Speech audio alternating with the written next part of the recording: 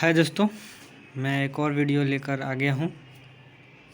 Arithmetic progression समांतर श्रेणी का पार्ट 2 क्लास 10th वाले बच्चों के लिए। और भी जिनको इस वीडियो से कुछ हेल्प मिले तो वो आप वीडियो ये देख सकते हैं। चलिए ज़्यादा बातें ना करते हुए वीडियो को स्टार्ट करते हैं और एक एक बातों को हम लोग समझने का प्रयास करते हैं। चलिए वीडियो को स्टार्ट करते हैं। Part 2 class 10th arithmetic progression समांतर श्रेणी। और ये जो एजुकेशन हब छपरा, ये कोचिंग का नाम है मेरा। चलिए आज की वीडियो में हम लोग सीखने वाले हैं कि प्रथम पद और सार्वधातुक कैसे निकालना है। क्या सीखने वाले हैं? प्रथम पद और सार्वधातुक यानी कॉमन डिफरेंस कैसे निकालना है। एक क्वेश्चन नीचे दिया गया, हम लोग पढ़ते हैं कि निम्नलिखित एपी के लिए प्रथम पद और सार्वधातुक लिखें। ठीक है, क्या निकालना है भाई? तो एपी के लिए देखिए यहाँ पे प्रथम पद और सार्वधातुक हम लोग को क्या करना है, निकालना है। चलिए क्वेश्चन है एपी का, यहाँ पे हम लोग देखते हैं। ये वाला क्वेश्चन रहा कि 6 3 0 -3। तो ये रहा। तो मैंने आपको कल ही बताया था पिछले वाले वीडियो में, अगर आपने देखा होगा तो बहुत अच्छे, नहीं देखा होगा तो एक बार देख लीजिएगा और भी कंसेप्ट आपके क्लियर हो जाएंगे।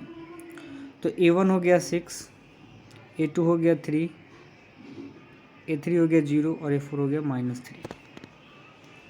ठीक है, ये A1 A2 A3 और A4। तो मैंने एक हिंट में यहाँ लिखा है कि A1 जो होता है वही प्रथम पद होता है। हमारा A1 जो होता है वही प्रथम पद होता है, इस बात को आप याद रखिएगा। तो यहाँ पे देखिए A1 है हमारा 6, A1 है हमारा 6, यानी यही है मेरा प्रथम पद हुआ, यही हमारा प्रथम पद हुआ। और इस कल मैंने बताया था या फिर इसके पिछले वाले वीडियो में कि D निकालते हैं यहाँ पे तो A2 - A1 करते हैं। कल मैंने बताया था कि AP में कौन है और कौन AP में नहीं है, वो निकालने का मैंने तरीका बताया था। आज केवल हम लोगों को ये निकालना है कि A का मान यानी प्रथम पद और सार्वधातुक निकालना है। तो A2 - A1 तक ही सीमित रखने देंगे, इससे ज़्यादा नहीं करेंगे। A3 - A2 नहीं करना है हम लोग को, बस ये देखना है कि D बराबर A2 - A1 ये फार्मूला हो। तो मैंने A2 का मान देखिए यहाँ पे 3 है, A2 का मान यहाँ पे 3, मैंने 3 लिखा, माइनस है तो माइनस लिखा, और A1 का मान 6 है तो 6 लिखा। तो 6 में से 3 गया तो क्या आ गया, -3। यही हो गया A का मान, यही हो गया D का मान। ये कितना आसान है, आराम से समझ सकते हैं। एक और क्वेश्चन देखते हैं हम लोग। यहाँ देखिए सेकंड क्वेश्चन है 1/3 5/3 9/3 13/3। A1 हो गया, A2 हो गया, देखिए A1 A2 A3 और A4। और मैंने बताया था कि A1 जो होता है वही हमारा प्रथम पद होता है। तो देखिए A1 हो गया 1/3 हमारा प्रथम पद हुआ। फिर D निकालेंगे, तो D निकालने का फॉर्मूला मैंने वो क्या बताया, D बराबर A2 - A1 होता है। तो फिर मैंने A2 का मान रखे, देखिए 5/3 रखा, माइनस है तो माइनस, और A1 का मान रखा 1/3। ठीक है, अब यहाँ देखते हैं कि 5/3 और 1/3 दोनों का नीचे वाला बेस यानी डिनोमिनेटर बराबर है। तो क्या कर, जब डिनोमिनेटर बराबर हो तो ऊपर अगर प्लस होगा तो प्लस कर देते हैं, माइनस होगा तो माइनस कर देते हैं। तो देखा हम लोग को डिनोमिनेटर बराबर है तो क्या कर देंगे, केवल माइनस कर देंगे। तो 5 - 1/3, 5 में से 1 गया 4/3, यही हमारा क्या हो गया, आंसर हो गया। कितना आसान है। तो ऐसे ही हम लोग A और D का मान हम लोग निकाल सकते हैं AP में। अगर कोई AP दे रखा है और बोलेगा कि A और D का मान निकाले तो ऐसे हम लोग निकाल सकते हैं। चलिए आगे देखते हैं, एक और नए कंसेप्ट की तरफ हम लोग बढ़ते हैं कि AP में पद टर्म कैसे निकालते हैं। AP में पद टर्म यानी पद मतलब इंग्लिश में टर्म कहा जाता है, कैसे निकालते हैं, या फिर AP में टर्म कैसे लेते हैं। ठीक है, तो इसका एक फार्मूला मैंने लिखा हुआ, याद रखिएगा। पहले होगा A, पहले होता है A, उसके बाद A+D, A+2D, A+3D, A+4D, A+5D, उसके बाद A+6D, A+7D। आपको जितना लेना है, अब A+ND, यानी आपको जितना लेना है आप उतना ले सकते हैं। तो ये एपी के पद होते हैं। तो इसी बेस पे एक क्वेश्चन है नीचे, आइए चलें हम लोग क्वेश्चंस को देखते हैं। क्या बोलता है कि एपी के प्रथम 4 पद ज्ञात करें, जिसका प्रथम पद ए तथा सारवांतर डी दिया गया हो। यानी अब ए का मान दे रखा है, डी का मान दे रखा है, हमको एपी निकालना है। पहले क्या था कि एपी दे रखा था, एपी दे रखा था, हम ए और डी निकालते थे। अब यहाँ पे ए का मान यानी प्रथम पद और सार्वधातुक दे रखा है और बोला है कि आप एपी निकालिए। कहाँ तक निकालना है? देखिए यहाँ पे 4 पद तक निकालना है।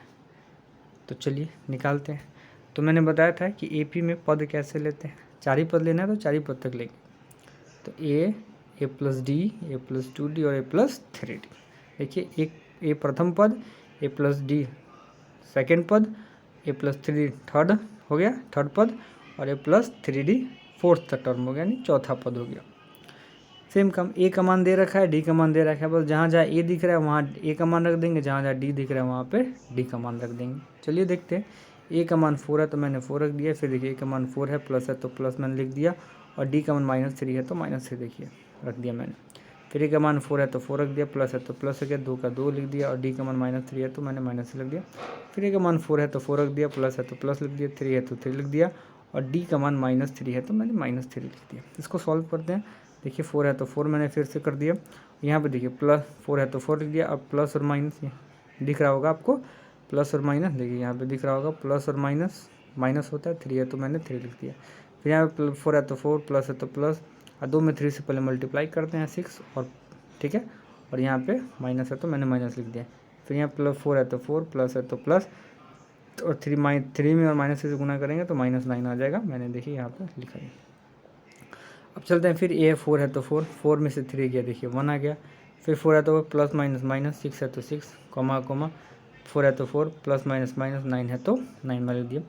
यहाँ पे देखिए 4, यहाँ पे 1, 6 में से 4 गया -2, और 9 में से 4 गया -5। ये हमारे 4 पद निकल गए। ये हमारे क्या निकल गए?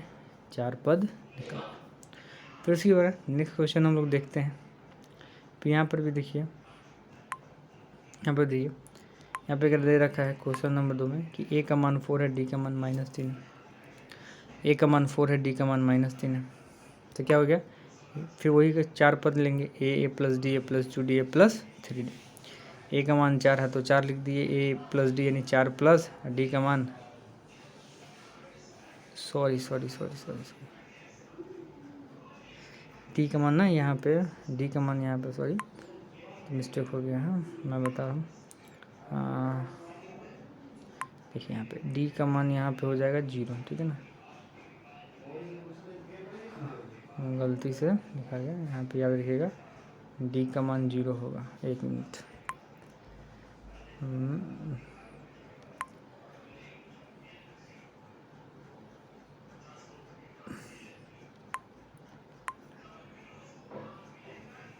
हटा देता हूँ।